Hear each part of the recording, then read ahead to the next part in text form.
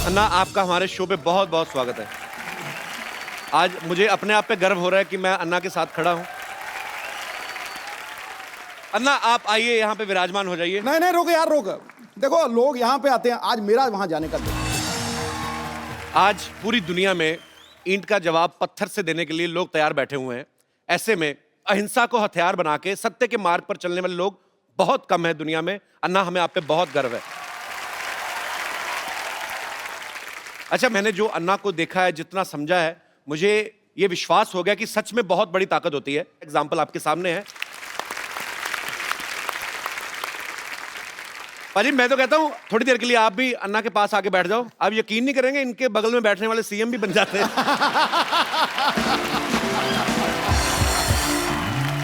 मेरा दिल कर रहा है कि मैं थोड़ी देर बैठा रहूं, चुपचाप अन्ना को देखता रहूं। आपने इतने शो किए हैं, जी। इतने एक्टर्स, इतने बड़े बड़े लोग, जी। क्या आपको कभी लगा था कि एक मंदिर में रहने वाला फकीर आदमी उसके साथ भी आप शो करेंगे? मैंने अन्ना, बहुत बहुत धन्यवाद आपका, आप आए। अन्ना, एक बात बताइए, आपको करोड़ों लोग फॉलो करते हैं, आप खुद क्यों नहीं पॉलिटिक्स में आते? मैं अगर पॉलिटिक्स में गया जी। और इलेक्शन के लिए खड़ा हो गया जी। तो मेरा डिपॉजिट भी जब्त हो जाएगा। क्यों? जी। हमारे देश का वोटर जागरूक नहीं है। जी। वो 500 रुपए के नोट देखने से भी भूल जाता है। क्या बात है।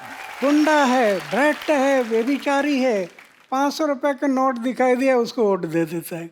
जी। इसलिए जागरूक मतदार ये लोकशाही का आधार है। जो मतदार अगर देश का जागरूक हो गया तो ये देश आगे बढ़ने में समय नहीं लगेगा। अरे वाह यार, वाह।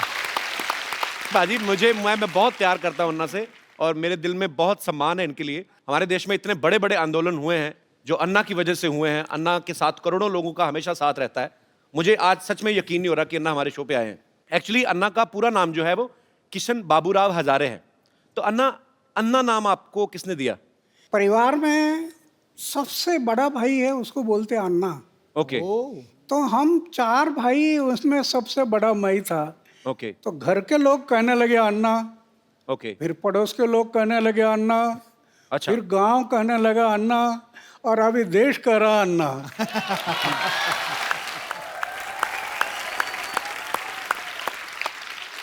अन्ना, जितना मैं जिंदगी को समझता हूं, जितना मैंने देखा है, मेरी शादी हुई नहीं, आम आदमी जो है, अच्छा आम आदमी भी आजकल आप बोलते हो तो अपने आप खास हो जाते हो। आम आदमी को बीवी की सेवा से फुर्सत नहीं मिलती अन्ना, फिर आप देश सेवा, मानव सेवा, आपको ये प्रेरणा कहां से मिलती है अन्ना? ये जो प्रेरणा है, जी। जैसे मैं अपने जीवन में जो सोच रहा था, जी। अरे क्या चक्कर है, जन्म में आता कुछ लेकर आता नहीं, जाता कुछ लेकर जाता नहीं, उम्र भर मेरा मेरा मेरा मेरा मेरा मेरा, हाथ में कुछ नहीं, लेटरिन का डब्बा गुम हो गया तभी सोचते बैठते मेरा किस लिए जीता। एक दिन मैंने सोचा आत्महत्या करना। एक स्वामी विवेकानंद की किताब हाथ में आई, जी। पढ़ना शुरू कर दिया, और एक ही बात समझ में आ गई, हर इंसान के लिए मनुष्य जीवन मिला सेवा करने के लिए मिला। 25 साल की उम्र में मैंने तय किया कि जब तक मैं जीऊँगा मेरे गांव, मेरा समाज और मेरे देश की सेवा करूँगा, और जिस दिन मैं मरूँगा गांव, समाज और देश की सेवा करते करते मरूँगा। ये मैंने व्रत लिया। अरे वाह। तो आपका जो प्रश्न है बीवी का, अभी मैंने सिर्फ शादी किया नहीं, लेकिन परिवार छूटा नहीं। जी। छोटा 4 दीवारों के अंदर एक छोटा सा परिवार में करना था, जी। वो छोटा ना करते हुए बड़ा बन गया। क्या बात है। पूरा देश परिवार हो गया। अच्छा अन्ना, आपको याद है आपने आज तक कितने आंदोलन अनशन किए होंगे आज तक पूरी जिंदगी में? जब मैंने तय किया कि जब तक जीऊंगा समाज और देश के भलाई के लिए जीऊंगा, जी। तो समाज के भलाई के लिए, देश के भलाई के लिए 16 बार मैंने अनशन किया। वाह। राइट टू इन्फॉर्मेशन, ये कानून जो बना पहले हमने बनाया, वो क्या बात है। राइट टू इन्फॉर्मेशन पूरे देश में अभी लागू हो गया। गरीब लोगों को न्याय मिलने लगा। जी। ऐसे महाराष्ट्र में 8 कानून बनाए। अभी अभी लोकपाल का बिल जी। सरकार नहीं कर रही थी, रामलीला मैदान पर बैठ गया जी और आंदोलन शुरू किया। सरकार एक ही बात के लिए डरती है, जी वो सिर्फ मोर्चा और धरने से नहीं डरती, सरकार सिर्फ गिरने से डरती है। ये डर जब लगता है ना तो ऐसे कानून बनाती है सरकार। अन्ना, जब मैं बचपन में मेरी माँ से मेरा झगड़ा हो जाता था, मतलब कभी कभी भाई होता है कि आपकी माँ से नाराजगी हो गई, तो यहाँ कोई भी बात मनवाने के लिए तो मैं खाना नहीं खाता था। पता है वो होता है ना बच्चे को भी, बच्चे बड़े चालू होते हैं ना, बच्चों को पता माँ देख नहीं सकती कि मेरे बेटे ने खाना नहीं खाया, तो मैं खाना पीना छोड़ देता था ना, तो अपनी बात मनवाने के लिए। तो ये आपका भी बचपन में कुछ ऐसा ही स्टाइल था? मतलब मैं ऐसे ही पूछ रहा हूँ। ऐसे मेरे बारे में हुआ था। अच्छा हमारे घर के अमीरी नहीं थी, जी गरीबी थी। एक त्योहार आ था और मैं माँ को बोला एक अन्ना दे दो, एक अन्ना। अच्छा एक आना बोलते थे ना पहले। जी जी जी मुझे प्रेस करना है कपड़े के। माँ बोले अरे कपड़े को प्रेस क्या करता, मन को प्रेस करना चाहिए, कपड़ा तो क्या है, ये मैला हो जाता है, मन को दाग मत लगने दे, मन को तजला रखना। तो मैं थोड़ा गुस्सा हो गया, अच्छा तो माँ ने मुझे चाटा लगा दिया। मैं दौड़ गया घर से। तो माँ डर गई, ये कहीं कुआ हुआ में तो नहीं जाएगा। फिर खोज करना शुरू कर दी, इधर खोजो उधर खोजो उधर खोजो, नहीं मिल रहा। फिर मेरा घर था, जी उसके ऊपर एक ढाबा था, अच्छा। उसमें मैं कबूतर पालता था, कबूतर। तो पीछे के रास्ते से मैं आकर ऊपर बैठ गया और सब देख रहा था, कौन कौन कैसे दौड़ रहा है, कौन सा कैसे भाग रहा है, ये माँ कैसे कर रही है, ये सब मैं देख रहा था। और फिर किसी ने मुझे देखा अच्छा और कहा अरे अन्ना तो ऊपर है। अच्छा फिर वो देखने के लिए आए तो मैं मिल गया।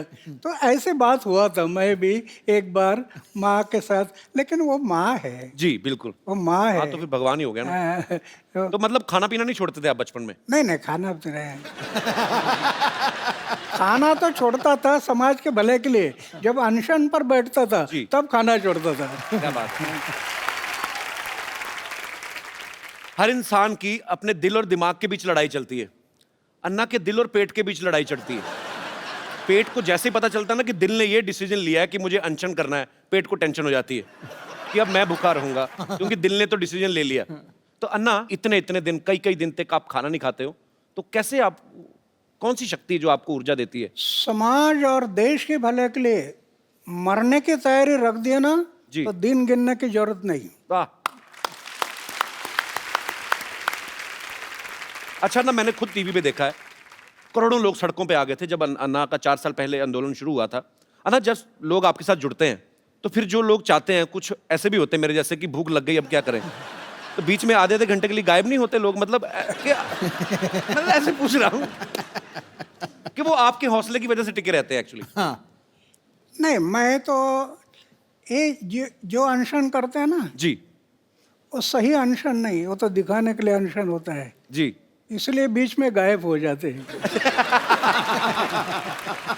मैं कभी अनशन पर बैठ जाता है, जी कोई भी बात का मैं पीछा करता हूँ, जी और जब आखिरी समय आता तो फिर करेंगे या मरेंगे, इस इरादे से बैठ जाता है।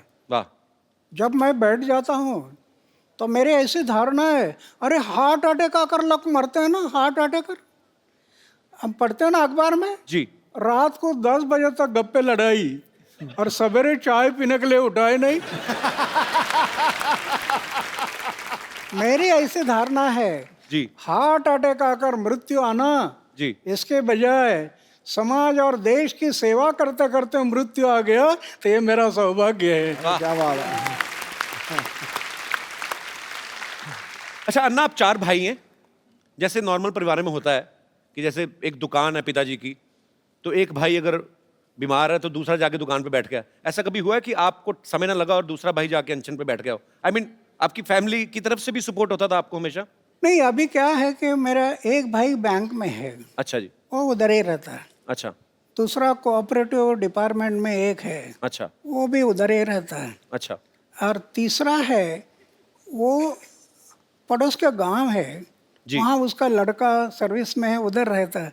और एक भाई है वो खेती पर है गांव में। ओके अभी मैं तो 45 साल हो गया घर में गया नहीं। जी। मेरे भाई के बच्चों का नाम क्या है मुझे पता नहीं अभी तक। ये आपको यकीन नहीं होगा, जी करोड़ रुपए की योजना अपनाई, करोड़ रुपए की, बैंक बैलेंस नहीं। वाह मुझे राष्ट्रपति ने पद्मश्री, पद्म भूषण, अमेरिका, दक्षिण कोरिया, कनाडा, कहाँ कहाँ अवार्ड मिल गए। करोड़ रुपए से ज़्यादा अवार्ड मिल गए कैश। जी उसका मैं ट्रस्ट बना दिया। वाह 12-12.5 लाख रुपए इंटरेस्ट आता है हर साल। अच्छा दुखी पीड़ित लोग हैं उनके सेवा में लगा देता हूँ, कुछ रखता नहीं। सिर्फ सोने का एक बिस्तर है और खाने का प्लेट है, मंदिर में रहता हूँ। जी लेकिन मैं अनुभव करता हूँ, अरे लखपति करोड़पति को जो आनंद नहीं मिलता होगा वो मैं अनुभव करता, कितना आनंद है। अन्ना, जैसे आप देश हित में काम करते हो, कई कई दिन तक आप अनशन करते हैं, आंदोलन करते हैं, आप पूरे देश में भ्रमण करते हैं। अगर आपकी शादी हुई होती तो बीवी तो एक एक घंटे बाद फोन करके पूछती। शादी तो वो तो पूछती बीवी तो। यही तो खतरा मुझे लग रहा था।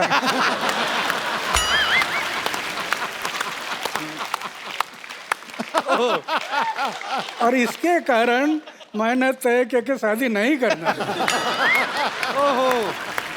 और दूसरी बात यह है, 79 ईयर के इस उम्र में जी बैचलर रहते हुए भी इतना भी दाग नहीं जीवन में, इतना भी है। वाह क्या बात है। ये भगवान की कृपा है। अगर दाग लग जाता मेरे जीवन में तो इन लोगों ने मुझे तोड़ मोड़ देना था। वाह। आज कुछ नहीं कर सकते, कुछ नहीं कर सकते। अन्ना, एक बात और जहन में आती है, मैं बच्चा हूं, आपने पूरी दुनिया देखी है। जैसे मैंने भी अन्ना अभी शादी नहीं की, मतलब करनी है मुझे। करना है? हाँ करनी है। मेरा दिल करता है। करो। पर मैं जी मेरे जैसा रहना तलवार के धार पर चलने से कठिन है। ये तो है। बहुत, ये मन बड़ा चंचल है, कब धोखा देगा पता नहीं। सही बात है। अच्छा ना, लेकिन हमारा जो समाज है, जैसे आपने निर्णय लिया कि मुझे शादी नहीं करनी है, लेकिन रिश्तेदार जो होते हैं ऊपर से ज्यादा प्रेशर करते हैं, तो आपके रिश्तेदारों से कैसे बचे फिर आप? बहुत हुआ। अच्छा। माँ एक लड़की अल्लाह कराते हैं दिखाने के लिए। अच्छा। मैं बोलता ये पसंद नहीं है। अच्छा, दूसरे आया, पसंद नहीं है। मतलब देख लेते थे आप? रिश्तेदार भी कई लड़की दिखाने के लेकर आते हैं। अच्छा। मैं बोलता पसंद नहीं है। ये लोग सब कहने लगे इसके दिमाग पर कोई असर हो गया। अच्छा। तो पागल होगा वो। उस टाइम पर उन्होंने मुझे पागल में निकाला, ये मेरे लिए अच्छा हो गया।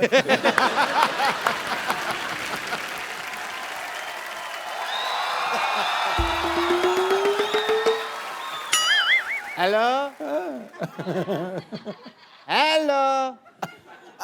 Hello pen.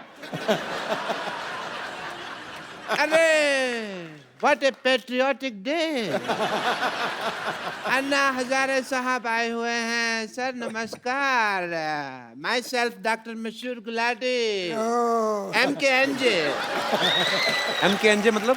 मैंने कहा जी नमस्ते दिख नहीं रहा, कर भी रहा हूँ फिर भी पूछ रहे हो यार। ओके अन्ना जी, आप अहिंसा के पुजारी हैं। बैठिए डॉक्टर साहब, इधर आइए। आज वैसे नहीं बिठा रहे? नहीं नहीं, क्यों? अन्ना के सामने बदतमीजी नहीं करनी, बैठिए।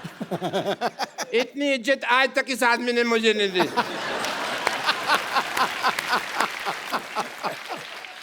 आपका रौब तो है, मानना पड़ेगा। आप अहिंसा के पुजारी हैं and I must tell you Anna sahab, मैं भी बहुत अहिंसा को मानता हूँ, पर मेरे को लोग मारते हैं, मैं उनके ऊपर हाथ नहीं उठाता। क्योंकि मेरा हाथ पहले मरोड़ देते हैं, मेरा उठता ही नहीं। Anyway, अन्ना जी, मैं आपका बहुत बड़ा फैन हूँ। मैंने आपके जैसा सच्चा ईमानदार इंसान नहीं देखा कभी जी। और मैंने आपके जैसा झूठा 420 नहीं देखा कभी।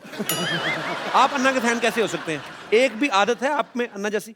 अरे क्या बात कर रहे हो यार। और मैंने ना अन्ना की तरह समाज सेवा करने का ठान लिया है, पता है आपको। और मैंने ना गरीबों में राशन बांटा, आपको पता है। और बाद में अन्ना दुकानदार ने पीटा इनको क्योंकि उसका राशन बिना पूछे बांट रहे थे ये। भाई मुझे नहीं पता था ना कि दान देने के लिए पूछने की जरूरत होती है। मैंने तो ये सुना था कि राइट हैंड से दान दो तो लेफ्ट हैंड को पता नहीं चलना चाहिए, तो मैंने ये बाएं हाथ जेब में डाल लिया। पर दुकानदार ने देख लिया, फिर दाएं बाएं दोनों से उसने मुझे पीटा। खैर छोड़ो इस बात को। आपको पता है कि एक बार मैंने 4 लोगों के साथ मिलके एक बुजुर्ग आदमी को सड़क पार कराई है। तो आप अकेले भी करा सकते थे, 4 लोगों की क्या जरूरत थी? वो मान नहीं रहा था ना सड़क पार करने को, तो जबरदस्ती की मैंने। मैंने कहा इसकी सुनेंगे तो हम तो कभी समाज सेवा कर ही नहीं पाएंगे ना। आपको इस बात के लिए मार पड़ सकती है डॉक्टर साहब। अहिंसा के पुजारी यहाँ बैठे हुए हैं और तुम हिंसा की बात कर रहे हो। अच्छा अन्ना जी एक बात बताइए, आप अनशन पे बैठते हैं, धरने पे बैठते हैं, आपको कोई कुछ नहीं कहता, मेरे को उठा के बाहर फेंक देते हैं, ऐसा क्यों? तुमने कब दिया धरना? तो झूठ बोल रहे हैं आप तो। मैंने धरना दिया ना वो, पब्लिक गार्डन में 200 दिन धरना दिया मैंने। अन्ना इसने पता क्या किया? ये पब्लिक गार्डन में बैठ गए, बैठे बैठे इन्होंने वहां पे जाके कमरा बना लिया एक। उसको धरना थोड़ी, उसको तो कब्जा बोलते हैं। कमरा नहीं बनाया था, 2 BHK बनाया था वहां पे। अन्ना ये आदमी बहुत झूठा है, ये नकली डॉक्टर है, इसके पास ये डिग्री भी फर्जी है। फर्जी? चुप कर रहे हो, फर्जी डिग्री कैसी है? मैंने 10,000 रुपए में खरीदी है ये डिग्री। Get out! पाजी आपको पता है?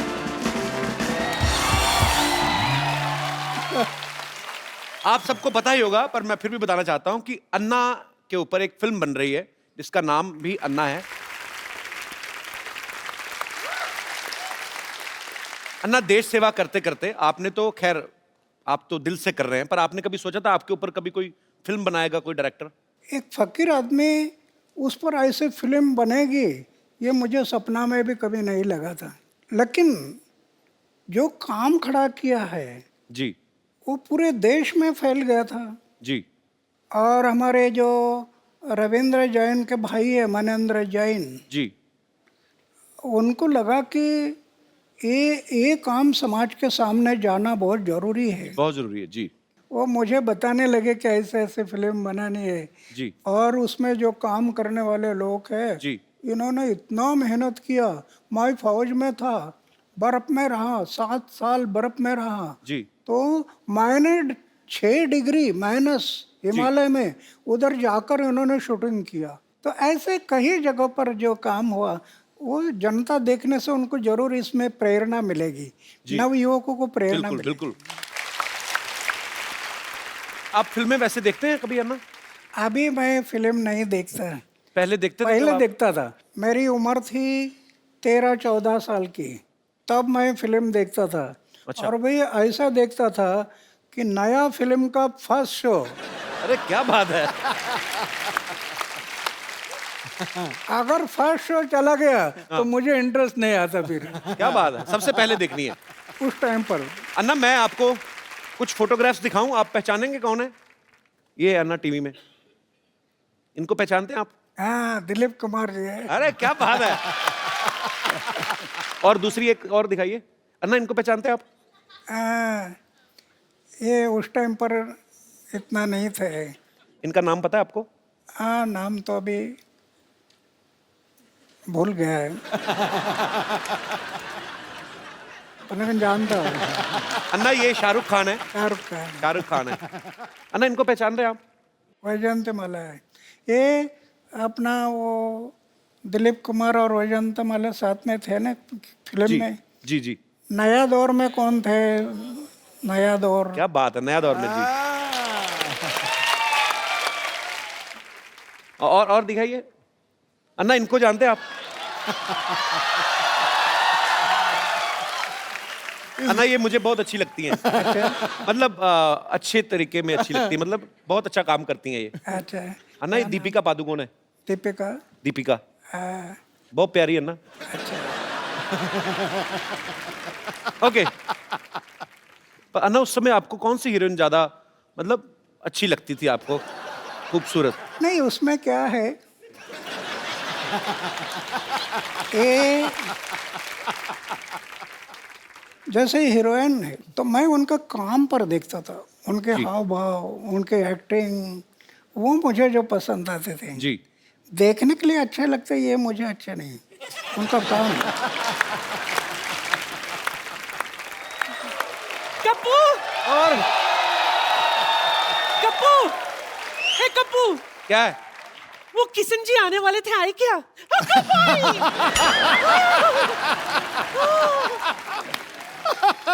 असं कसं? नाही, किती वेळ लावला तुम्ही माझ्या दारावर यायला? क्या बोली नानी? कितना वक्त लगा दिया मेरे चौखट पे आने के लिए? नानी ये अन्ना हजारे जी हैं। दुनिया के लिए। मैं तो उनको तब से जानती हूँ जब ये किशन बाबूराव हजारे हुआ करते थे, है ना? मुंबई में इनकी फूलों की दुकान थी। अच्छा। हाँ, ये देखिए मैं आपके लिए क्या लाई हूँ।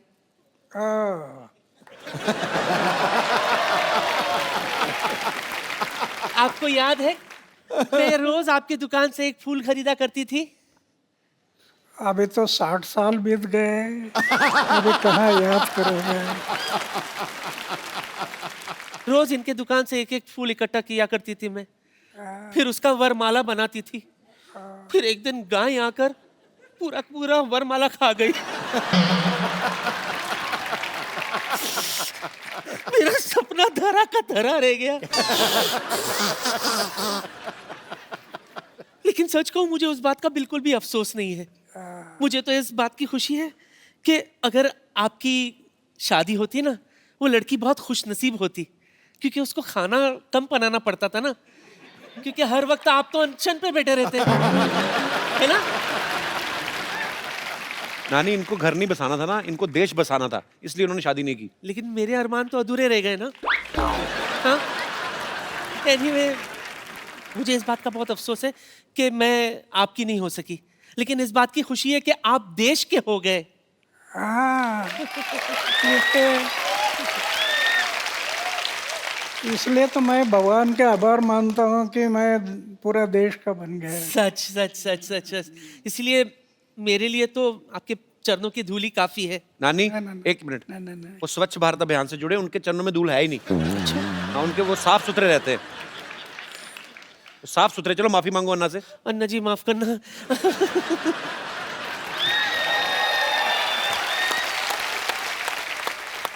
अच्छा अन्ना, हमने सुना है कहीं पे आपके बारे में पढ़ रहे थे, तो ऐसे सुना था कि फौज में जब आप भर्ती होने गए तो जो मापदंड होते हैं प्रॉपर की, हाँ, फिजिकल फिटनेस और ये सब चीजें, तो एक दो चीजों में शायद आप पास नहीं हुए थे, तो उसके बावजूद भी उन्होंने आपको फौज में भर्ती किया, तो उसके पीछे क्या कारण था अन्ना? 1962 में चाइना ने हमारे ऊपर हमला किया, जी।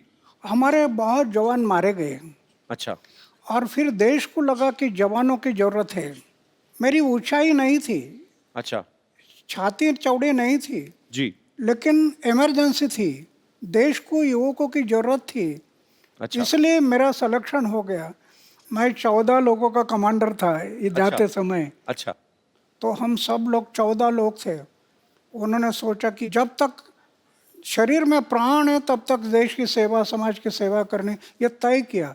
और मेरी छाती चौड़ाई ये कुछ नहीं थी, जी। फिर भी देश की सेवा करते रहे। वाह। और 15 साल के बाद मैं पेंशन पर आ गया। वाह। और ये सच्ची बात है, ये हमारे जवान जो हैं, जब आप फौज में भर्ती होते हैं, उनकी ट्रेनिंग बहुत मुश्किल होती है, और ट्रेनिंग के बाद जब उनको अपॉइंट किया जाता है, जब उनकी पोस्टिंग होती है, और मेरा सैल्यूट करने को दिल करता है हमारे जवानों को।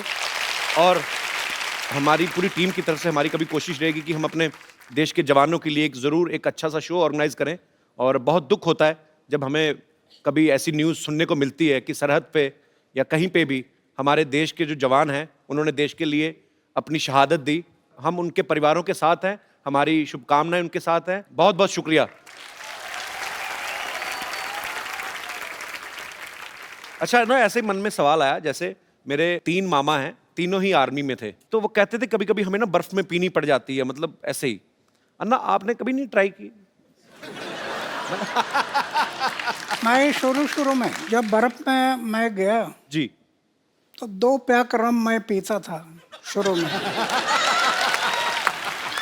लेकिन जब स्वामी विवेकानंद की किताब पढ़ी, जी जीवन समझ में आ गया कि सिर्फ खाना पीना और मरना इसके लिए जीवन नहीं।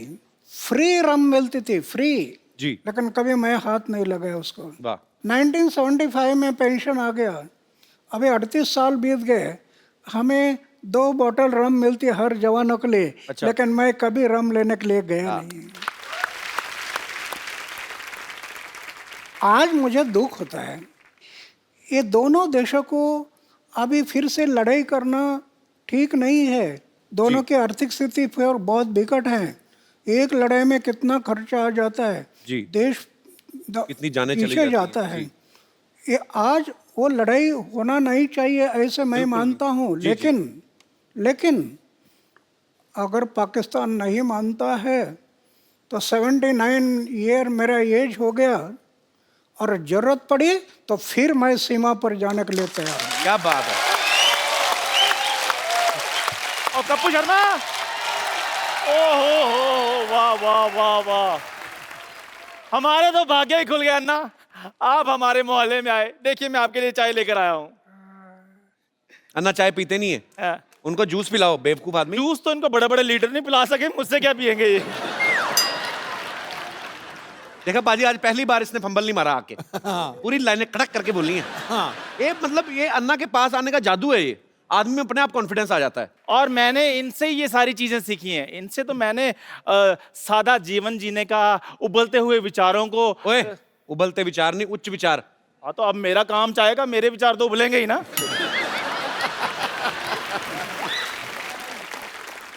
अन्ना, वैसे मैं भी बड़ा सिंपल सा हूँ, लेकिन आपको जब देखता हूँ ना तो मेरे में अंदर एक अजीब किस्म का कॉन्फिडेंस आ जाता है। लेकिन जब मैं बड़ी बड़ी जगह पे जाता हूँ मेरा कॉन्फिडेंस थोड़ा लूज हो जाता है। तो कभी आपके साथ भी ऐसा हुआ है कि आप 5 स्टार होटल में गए हो और छुरी और कांटा पकड़ते पकड़ते आपको भी कुछ थोड़ा कॉन्फिडेंस ऐसे हो गया हो? मैं इतना टूर करता हूँ जी। लेकिन होटल में कभी जाता नहीं। वाह वाह। एक बात है, जी गया तो उसको याद नहीं रखता, भूल जाता हूँ। कि याद रखना ये घातक होता है, जी जी। इसलिए मैं याद नहीं रखता। इसको भी अन्ना, इसके माता पिता ने याद नहीं रखा, भूल गए वो। अच्छा अन्ना, मुझे एक बात प्लीज बता दीजिए कि मैं एक आम आदमी चाय बेचने वाला हूँ, मैं कहाँ तक पहुँच सकता हूँ अपनी लाइफ में? अरे हमारे देश का उदाहरण है ना, जी चाय बेचने वाला आदमी भी पंतप्रधान बन सकता है ना। क्या बात है। अन्ना आशीर्वाद दे दीजिए ताकि मैं अपनी लाइफ में बहुत ज़्यादा आगे बढ़ूं। Thank you very much, thank you very much.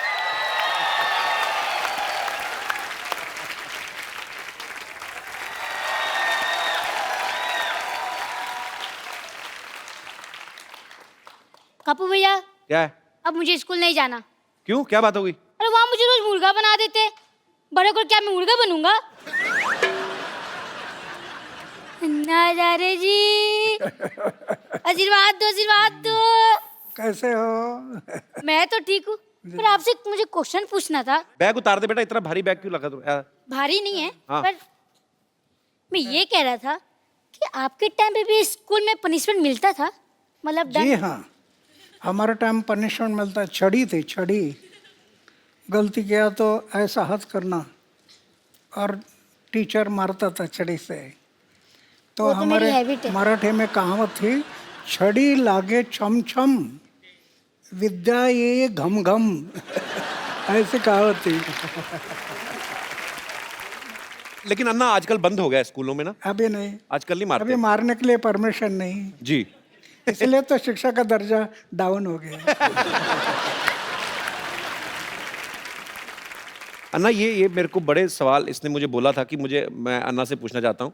जैसे आजकल ना बच्चे मोबाइल पे ज़्यादा गेम्स खेलते हैं, तो अब ये बच्चों की तरफ से ये सवाल था कि आप बचपन में क्या खेल खेला करते थे? हम तो गांव में लगोरी थी, लगोरी। अच्छा। ये पत्थर एक के ऊपर एक रखना, हाँ और उसको तोड़ना, हाँ फिर ईटी डांडू, वो हाँ, डंडा वो और डंडे ईटी, गिल्ली के साथ। गिल्ली डंडा।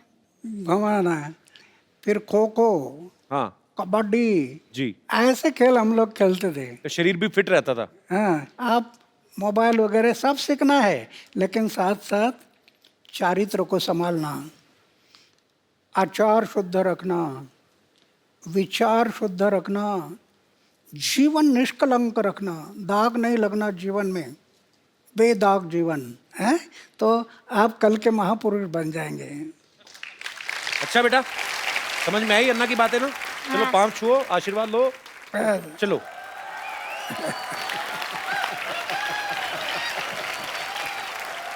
अन्ना, यहाँ पे ना आपके चाहने वाले हैं, सब आपसे प्रेम करते हैं, यहाँ पे क्या पूरे देश में, पूरी दुनिया में है, लेकिन आपसे ये बातें करना चाहते हैं। तो जो भी अन्ना जी से बात करना चाहते हैं वो अपना हाथ खड़ा कर सकते हैं जी। Hello Sidhu sir. Hello. Hello Kapil sir. Hello. Hello Anna ji. Sir मुझे आपसे पूछना है कि टेक्नोलॉजी में आजकल इतनी एडवांसमेंट हो गई है, तो पॉलिटिशियन से लेके एक्टर से लेके आम आदमी तक सब ट्विटर फेसबुक सब जगह हैं। आप क्यों नहीं हैं ट्विटर पर या फेसबुक पर? आपको पता है वो जो आजकल फेसबुक आता है और ट्विटर पे आता है, हालांकि पंगे बड़े हैं ट्विटर के।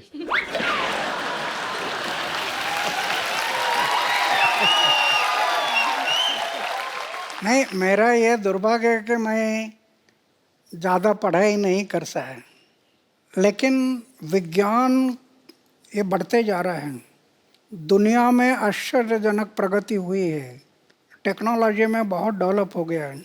एक तरफ विज्ञान ने अंतरिक्ष में प्रवेश किया, लेकिन दूसरी तरफ अध्यात्म ने अंतरिक्ष अपने अंदर भी प्रवेश करना जरूरी है। अध्यात्म ने हर एक इंसान के भीतर प्रवेश करना, अगर वो प्रवेश नहीं किया तो विज्ञान इंसान को विकास की भूलताप देकर विनाश की तरफ लेकर जाएगा। तो कहने का तात्पर्य ये है कि हर बात ट्विटर पे करना जरूरी नहीं है।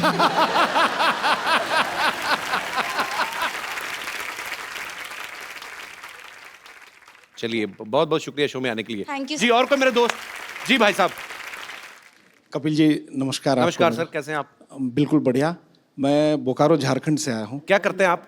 मैं विधायक हूँ बोकारो में, एमएलए हूँ मैं। अच्छा, एमएलए हैं। बहुत बहुत स्वागत है आपका। Thank you. अन्ना को मेरा प्रणाम है। और अभी आपने कहा अन्ना कि राजनीति से मैं दूर रहना चाहता हूँ, अगर मैं चुनाव लड़ूंगा तो मेरे जमानत जब्त हो जाएंगे। आपको या आपके जैसे विचार के लोगों को, अच्छे लोगों को राजनीति में आनी चाहिए।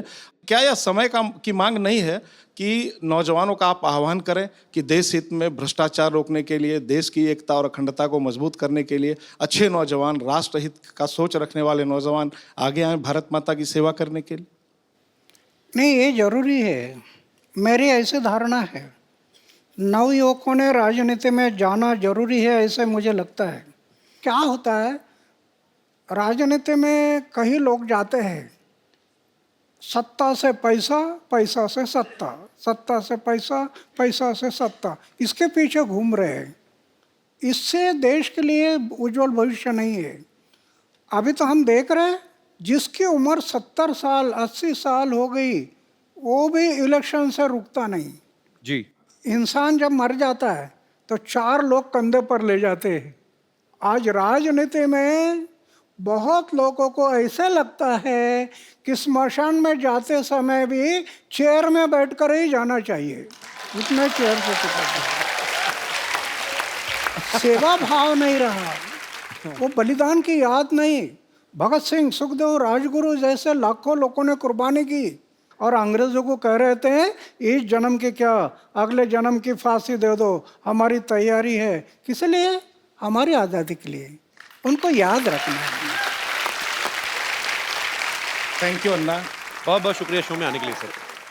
अब वक्त है आप सबको मैं उनसे मिलवाऊं जिन्होंने फिल्म अन्ना जो है डायरेक्ट की है और खुद उसमें अन्ना जी का किरदार भी निभा रहे हैं। आप सबकी जोरदार तालियों के बीच मिस्टर शशांक उदयपुरकर जी। तो शशांक जी ने इस फिल्म को डायरेक्ट भी किया है और खुद अन्ना जी का किरदार भी निभाया है। शशांक, आप उम्र में बहुत छोटे हैं, आपको मतलब कैसे आपके दिमाग में आया कि मैं ये किरदार निभाऊंगा, या मुझे अन्ना जी के ऊपर फिल्म बनानी, आपका आइडिया था या मनिंदर जी का था? 2011 में पूरे देश की तरह मैं भी वो था जिसने अन्ना जी को रामलीला मैदान पर देखा। अच्छा। अन्ना जी को मैं बिकॉज मैं इंजीनियरिंग कॉलेज में पढ़ रहा था, तो मैं हवा में उड़ रहा था। अच्छा। जिंदगी में फिल्में देखनी, कॉलेज घूमना। अचानक जब इनको देखा तो मैंने ये कहा कि इनको क्या हो गया, 74 साल का आदमी सरकार से पंगा ले रहा है, ये तो गए काम से। शाम को जिस मोमेंट मैंने ये सुना कि अन्ना जी ने जेल से रिहा होने से मना कर दिया है, मेरे लिए 360 डिग्री शॉक था। एक इंसान सरकार के साथ पंगा लेने जा रहा है, अगर गलती से पुलिस का कोई लेटर भी आ जाए तो आदमी की हालत खराब हो जाती है। अन्ना जी कहते हैं कि ना मैं जेल से निकलूंगा और मैं यहीं अनशन शुरू करूंगा। मैं समझ गया था ये बिरला व्यक्तित्व है और ये जो चाहे वो कर सकते हैं।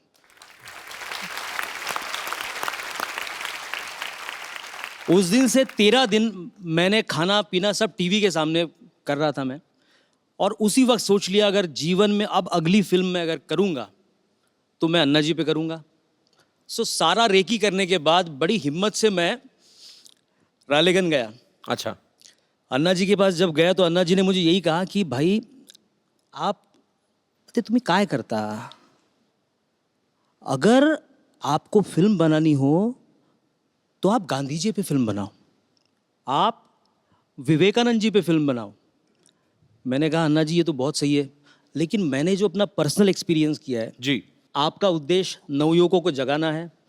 मैं कोई लव स्टोरी करने की बजाय मैं भी वो फिल्म करना चाहता हूं जिससे मेरे देश के नौजवान जाग जाए। वाह। अन्ना को शायद वही बात, नवयुवकों की वाली बात उनको पसंद आई और अन्ना ने मुझे कहा कि अब क्या चाहिए। मैं बोला अन्ना जी मुझे आपकी परमिशन चाहिए। अन्ना जी ने उस वक्त स्क्रिप्ट पे साइन कर दिया। वाह। बहुत ही अच्छे विषय के ऊपर आपने फिल्म बनाई है और मेरी अपने दर्शकों से गुजारिश है आप सब ये फिल्म देखें और आपको अच्छी इंस्पिरेशन मिलेगी और देश के लिए कुछ अच्छा करने का जज्बा आपको मिलेगा।